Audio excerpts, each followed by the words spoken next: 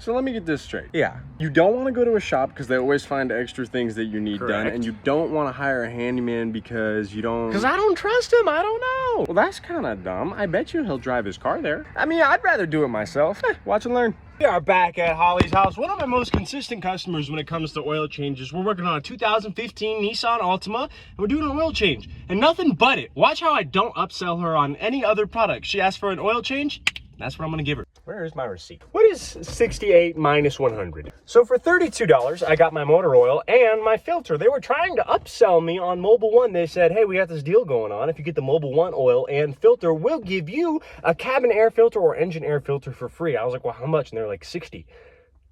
For free. This may be controversial, but I like to put one side on the curb. That way I can lift up and I get more room, you know? I don't want to hear a word about my protective gear, okay? This is protective gear against that guy. I'll get a heat stroke. Well, hello there. Let's get the hood prop up. Oil cap off, and the shop taught me to put it right here because that way you can't close the hood with it there, so you never forget. Not the worst I've ever seen, but yeah, she's due. This is the front of the car. I'm bringing you under so you can see it with me. Here is the oil pan. Here is your oil plug. A frequently asked question I get is, where do I jack up the car? On the side, you see those two knobs? That's the spot where you put your jack. What do you guys think of my fancy smancy catch pan? Pretty cool, right?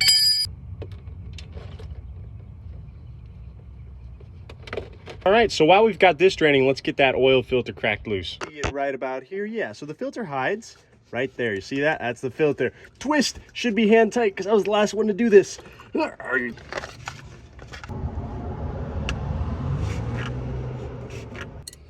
All right, there's the old filter. You see that rubber gasket on there? You want to make sure that's on there, not stuck on the engine, and you're supposed to grease your new one. So I do that, or I just rub my finger on it and it's greased. I like to put my filters on as tight as I possibly can. That way I make sure I'm getting better each time I come back. You know what's crazy is I could take this back to Napa and say, hey, somebody pulled a fast one on you. This filter's used. I'm not going to. I'm just going to throw it in the trash can. But like, system's a joke. Does anyone want to Google the torque spec for me? I mean, I know it by heart. It's right there. I think it's 4.3 quarts of motor oil, or you could just fill it up and check. Ooh, good pour. I didn't spill a lot this time. You'll just have to believe me.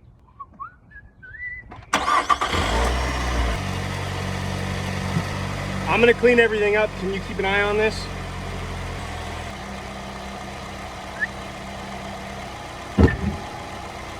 I did have jack stands, I just didn't show you. Now I'm gonna take it off the curb, that way it's level when we check oil. She needs a little more.